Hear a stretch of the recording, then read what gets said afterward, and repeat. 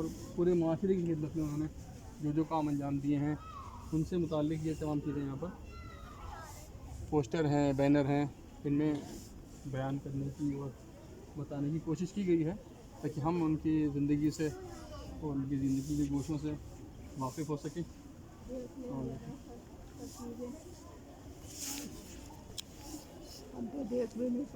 یہاں سے شروعات کرتے ہیں. بسم اللہ الرحمن الرحیم. آپ کا بہت بہت خیر مقدم ہے، آپ یہاں اس ایگزیبیشن میں تشریف لائے. یہ خداوند عالم نے جو جناب آدم اور حوا کو سب سے پہلی مخلوق خلق کیا تھا، غرض کیا تھی خداوند عالم کی؟ غرض یہ تھی کہ اس پورے زمین کو جس پہ زندگی گزار رہے ہیں، مقصد یہ تھا کہ خداوند عالم کا کہ اس کو ہم بہشت کی صورت دیں، جنت بنائیں. جناب آدم و حوا کو اسی لیے خداوند عالم نے اس سرزمین پر بھیجا کہ وہ اس سرزمین پر آ کر اس سرزمین کو بہشت کی صورت دیں. اور انہوں نے خداوند عالم نے جناب آدم اور حوا کی تخلیق کی، اور انہوں نے وہ مختلف بہانے تھے کہ شیطان نے ان کو سجدہ نہیں کیا، پھر انہوں نے جو ہے وہ اس درخت کا پھل کھایا. مقصد جو خدا کا تھا وہ یہی تھا کہ اس پورے زمین کو، اس دنیا کو جنت کی شکل دی جائے. اس جنت کی شکل دینے میں خداوند عالم نے شروعات کی جناب آدم و حوا سے. یہ تاریخی سفر شروع ہوتا ہے، اس نے جناب آدم کے بعد اور تمام انبیاء بھیجے. آخری محمد ہمارے رسول یہ تشریف لائے. ان نبیوں کے سلسلے کے بعد امامت کا سلسلہ شروع ہوا. امامت کے سلسلے سے چلتا چلتا اب یہ ہم آ کے کھڑے ہوئے ہیں غیبت کبریٰ کے زمانے میں. ہم یہاں پر کھڑے ہوئے ہیں اور آگے ہے ظہور کا زمانہ جو آئندہ کب آئے گا اس کے بارے میں کسی کو خبر نہیں ہے. تو ہماری جو ہے وہ سچویشن یہاں پر ہے اس پورے سفر میں کہ دنیا کا جو خلقت کا خداوند عالم کا پورا پروگرام.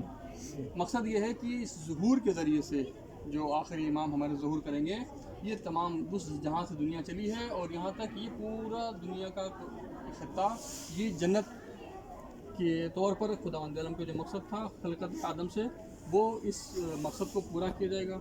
اور اس یعنی مقصد میں جو یہ پچھلے گزشتے افراد جو ہیں جو گزر گئے ہیں، ایسا نہیں ہے جو انہوں نے رول انجام دیا ہے وہ اس کو نہیں دیکھیں گے. یہ رجعت کا جو ہمارا تصور اور ہمارا عقیدہ جو ہے وہ یہی بیان کرتا ہے کہ یہ رجعت جو اس گزشتہ تمام زمانوں میں افراد آئے تھے، انہوں نے کوششیں کری تھیں، جدوجہد کی تھی خدا کے لیے اور اس کے اس مقصد کو حاصل کرنے کے لیے، یہ سارے کے سارے اس زمانے میں پلٹیں گے اور وہ تمام لذتوں سے جو بہشت کی صورت میں خداوند عالم نے کہا ہے کہ اس جنت کو دنیا کو بنے گی، اس سے وہ لذت حاصل کریں گے. تو یہ سب میں ہر ایک کا کردار ہے. ہم یہاں پر آ کے ظہور کے زمانے میں کھڑے ہوئے ہیں، ہمیں اپنی تمام ذمہ داریوں کو انجام دینا ہے اور ہمیں ان سے کنارہ کشی نہیں. تو ایک انسان ہونے کی حیثیت سے کہ ہم خداوند عالم نے ہمیں انسان خلق کیا ہے، ہم نے یہاں پر زندگی کی شروعات کری ہے. اور یہ خداوند عالم نے صرف انسانوں کو خلق نہیں کیا ہے بلکہ خداوند عالم نے انسانوں کے علاوہ تمام چیزوں کو خلق کیا، جن سے پیڑ ہیں، پودے ہیں، حیوانات ہیں، جنات ہیں، تمام چیزوں کو خداوند عالم نے خلق کیا ہے. لیکن صرف اور صرف انسان کی خلقت کے بعد خداوند عالم نے اپنی تعریف کی ہے. احسن الخالقین کہا ہے انسان کو خلق کرنے کے بعد، کیونکہ اس کے اندر ایک کوالٹی ایسی ہے کہ انسان ہمیشہ کمال کی طرف بڑھنے کے لیے کوشش کرتا رہتا ہے. پیڑ ہیں، بڑھتے ہیں، لیکن بڑھنے کے بعد ان کے اندر کوئی نہیں کہتا یہ کمال کے درجے تک پہنچ گیا. جانور ہیں، کھاتے پیتے ہیں، ان کا بھی ایک سین ہوتا ہے کہ بچپنا، جوانی اور بڑھاپا.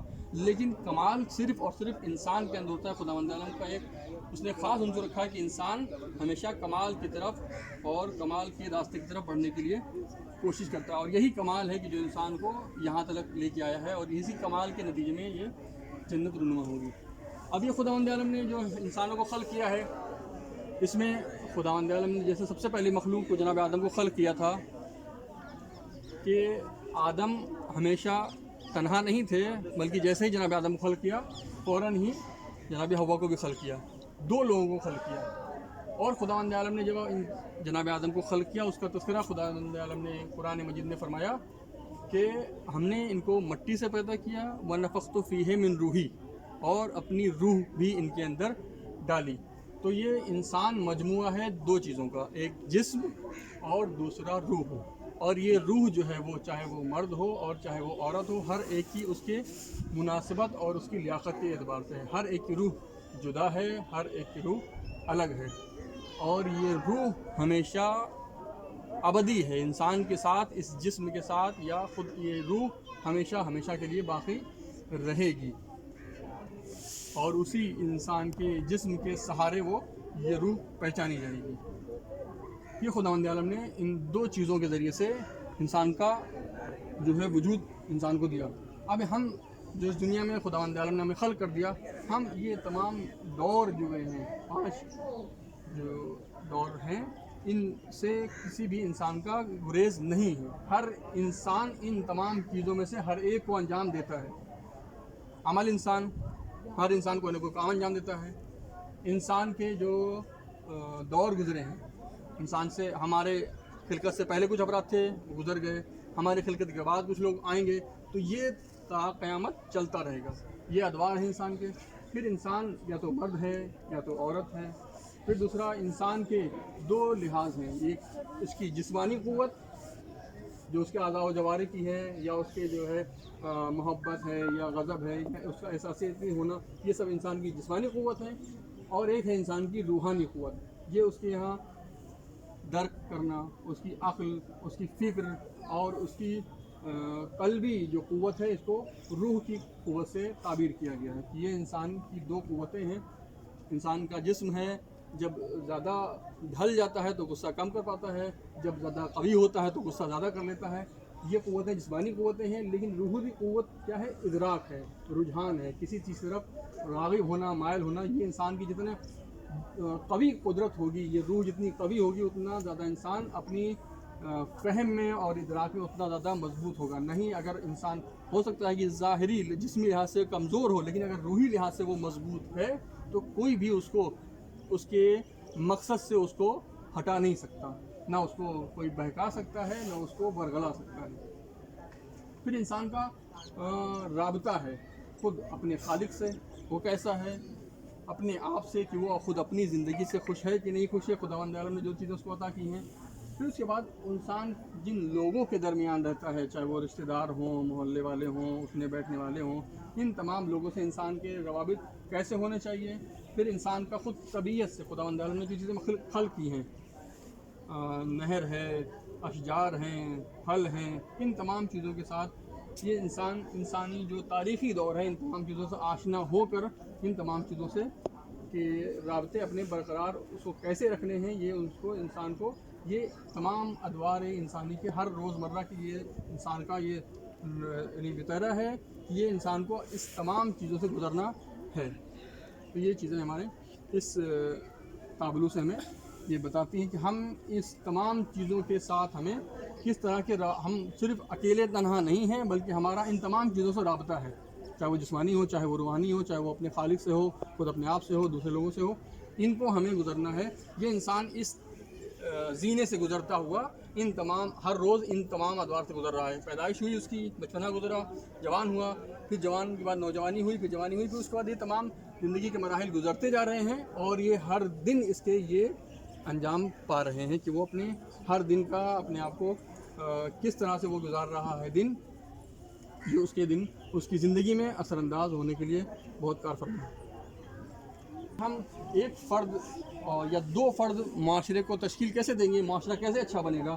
ہم نے آ کر یہاں پر سوال کیا کہ معاشرے کو اگر اچھا بنانا ہے تو کیا ہم فرد کو دیکھیں، ایک فرد کی ہم تمام تر سہولیات کو، تمام تر چیزوں کو ہم اگر آمادہ کریں اور مہیا کریں، کیا اس سے معاشرہ بہتر ہو سکتا ہے؟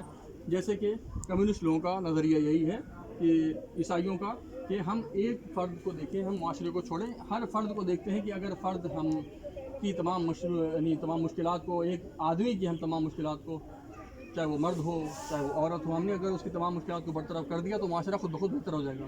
اس کے بعد یہ کمیونسٹی یہ جو ہے وہ غیر مذہب لوگوں کا کیا نام ہے نظریہ ہے کہ وہ کہتے ہیں سماج کو دیکھنا پڑے گا ہم نے اگر معاشرے کو اچھا بنا دیا تو جو ہے وہ خود نظام جو ہے وہ بہتر بن جائے گا، کہ ہم فرد کو نہ دیکھیں بلکہ معاشرے کو دیکھیں کہ ایک معاشرے میں اس کوالٹی کے کتنے افراد ہیں، ان کے اعتبار سے ہم کام کریں، اور جو نچلے لوگ ہیں جس کو کہا جائے طبقہ بندی والا نظام، اسی نظریے کی بنیاد پر بعض جو ہے وہ معاشروں میں جو غریب تھے، جو نچلے طبقے کے تھے، جو جاہل تھے، ان کو ختم کر دیا گیا، لاکھوں لوگوں کو مار دیا گیا، اسی نظام طبقاتی کی بنیاد پر کہ یہاں پر معاشرے کو اچھا بنانا ہے تو صرف اور صرف امیروں کو رکھو، सिर्फ और सिर्फ पढ़े लिखों को रखो, गरीबों को, जाहिलों को ख़त्म कर दो। तो इस बुनियाद पर एक नज़रिया ये है और एक नज़रिया फ़र्द वाला। इस्लाम क्या कहता है?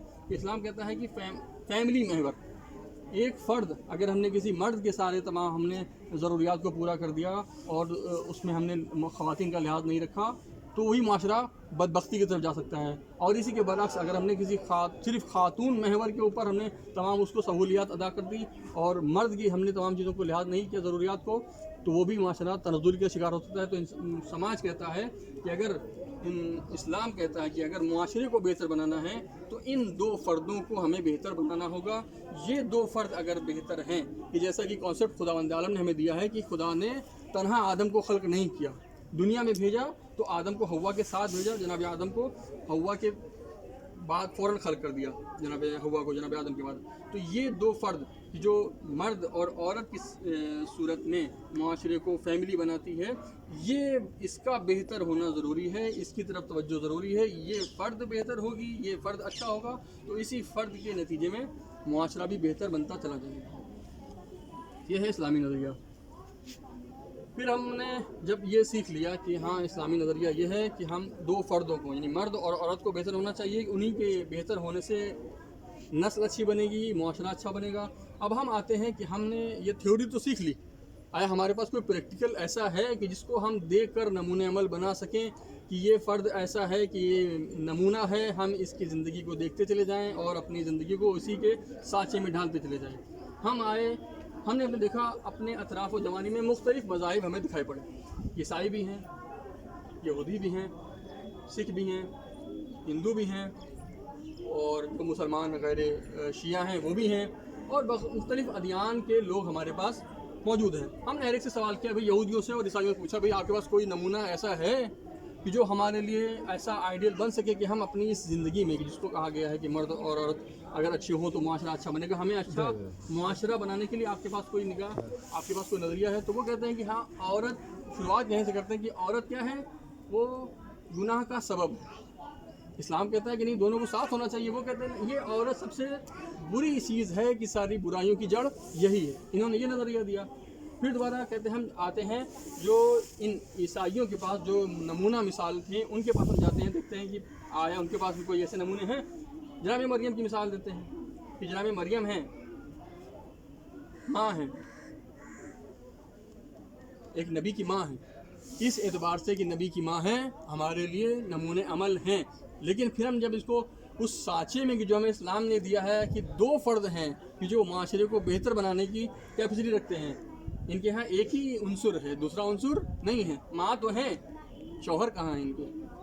तो जनाब मरियम खुद माँ हैं, नबी की माँ है, लेकिन शौहर का खाना खाली है, लिहाजा हमने इनको छोड़ दिया। अब हम आते हैं पैगंबर के अपने खुद पैगंबर के पास। हम मुसलमानों से पूछते हैं, भाई आपके पास कोई नमूना अमल है कि जो हमारे लिए, हमारी ज़िंदगी में इस तरह की मुआशरे को बेहतर बनाने का? तो कहते हैं हाँ भाई पैगंबर हैं, मासूम हैं, मासूम अनिल ख़ता हैं, तमाम चीज़ें खुसूसियात हैं इनके ऊपर। उन्होंने कहा ठीक है, एक खाना तो भर गया मर्दों वाला, दूसरा खाना औरतों वाला। कहते हैं उनकी ज़ौजा। हमने कहा हमें वो मेयार चाहिए कि जो पैगंबर का मेयार है, हमें ऐसा फ़र्द चाहिए जिसके अंदर तमाम तरह के फ़ज़ाइल और तमाम तरह के फ़ज़ाइल और कमालात मौजूद हों। आपके पास कोई ऐसी ज़ौजा है कि जिसके अंदर तमाम कमालात हैं? तो उनके यहाँ भी खाना खाली नज़र आता है। तो पैगंबर भी पैगंबर होने के बावजूद उस कसौटी पर जो हमने यहाँ पर बनाई थी, उसमें वो नहीं हमारे लिए साबित हो पा रहे हैं। अब हम चलते हैं ऐसे मर्द की तरफ और ऐसी औरत की तरफ जो आपस में दोनों के दोनों क्या हो, कामिल हो। हमने देखा यहाँ पर मर्द के यहाँ कुछ खुसूसियात थी, औरत कामिल नहीं थी। यहाँ देखा औरत के यहाँ खुसूसियात थी और मर्द कामिल नहीं था। तो ये सबब दो बनते हैं कि माशरा तनज़्ज़ुल की तरफ जाए। हमने तलाश किया कि एक ऐसा कामिल मर्द और ऐसा कामिल औरत कि जो दोनों मिलकर एक कामिल घर को तश्कील दें, कि जिसके ज़रिए से एक मुआशरा बेहतर तरक्की की तरफ और माशरे की तरक्की उनके ज़रिए से हो। तो हमने जब तलाश किया तो हमने देखा कि अहले बैत के घराने में हमने देखा कि एक ऐसा मर्द है। हमने जैसे खुदा के यहाँ मेयार किसी के ना नाम से हैं ना ही रिश्तेदारी से हैं। पैगंबर का बेटा भी है, आग में पानी में चला गया। नबी का बेटा है, जनाब नूह का बेटा है, लेकिन खुदा के यहाँ रिश्तेदारी नहीं है। उसके यहाँ मेयार है उसके सिफ़ात और उसके कमालात। ہم نے کسوٹی بنائی کہ بھئی جو ہم مرد ہو وہ زمانے میں سب سے زیادہ پڑھا لکھا ہو، عالم ہو، سب سے زیادہ عبادت گزار ہو خدا کا، دوسروں کی عبادت کرنے والا نہ ہو، زاہد ہو، بہادر ہونا چاہیے مرد کو. تو ہم نے دیکھا ان تمام کیپیسٹی اور ان تمام صفات میں ہمیں کوئی نظر نہیں آتا سوائے امام علی علیہ السلام کے. ہم نے جب اس میں خود پیغمبر نے کہا کہ یہ علی میں اس کو علم دوں گا جو مرد ہوگا، کرار ہوگا، غیر فرار ہوگا. تو یہ تمام تاریخ کے اوراق سے ہم نے یہاں پر یہ ثابت کیا کہ شجاع ترین مرد یہی ہے، عابد ترین مرد یہی ہے، اپنے زمانے میں سب سے زیادہ عالم ترین مرد یہی ہے. تو ہمیں ایک مرد مل گیا کہ جو سب سے زیادہ کمالات میں نمبر 1. اب ہم چلے خواتین کی طرف کہ بھئی مردوں میں انسان کامل امام علی. اب ہم خواتین کی طرف جب چلے تو ہم نے دیکھا ہم نے کسی کو رشتہ داری کی بنیاد پر انتخاب نہیں کیا. ہمیں ایسی خاتون چاہیے کہ جو معصوم ہو، تمام گناہوں سے پاک ہو اور زکیہ ہو، عابدہ ہو. تو ہم نے جب یہ قانون اور جب یہ صفات اور یہ ہم نے خاکہ جناب سیدہ کے اوپر رکھا تو اس خاکے میں جناب سیدہ پوری اترتی ہوئی نظر آ رہی ہیں کہ وہ رسول خدا کہ جو معصوم ہے اس کی زبان سے اس خاتون کے لیے یہی الفاظ نکلے ہیں. تو اس کا مطلب یہ ہے کہ ان کے ہاں حقیقت میں بدرجہ اتم ان تمام صفات کے کمالات پائے جاتے ہیں. تو ہم نے نمبر 1 خاتون کا ٹائٹل اس خاتون کو دے دیا کہ جس کی زبان معصوم کی زبان سے اس کے لیے یہ جملے اور یہ کلمات نکلے. تو ہمارے پاس نمبر 1 مردوں میں امام علی اور نمبر 1 خواتین میں جناب سیدہ سلام اللہ علیہا. تو انسان کامل یہ عورتوں میں انسان کامل جناب سیدہ اور مردوں میں انسان کامل امام علی علیہ السلام. اور جب یہ مرد کامل اور یہ خاتون کامل جب ایک ساتھ جمع ہوئے تب اب یہ بنتا ہے خانوادہ نمبر 1. یہ نمبر 1 مرد کی مثال اور یہ نمبر 1 خاتون میں جب ان دونوں کی شادی ہوتی ہے تو اب یہ خانوادہ نمبر 1 بن کے زمانے کے سامنے آتا ہے. اور اس خانوادے نے زمانے کے لیے وہ معاشرہ تشکیل دیا، وہ معاشرہ بنایا کہ جو آج تک دنیا میں پہچانا جاتا ہے اور دنیا ان کو جانتی ہے انہی تمام اخلاق اور تمام ان کے صفات کی بنیاد پر.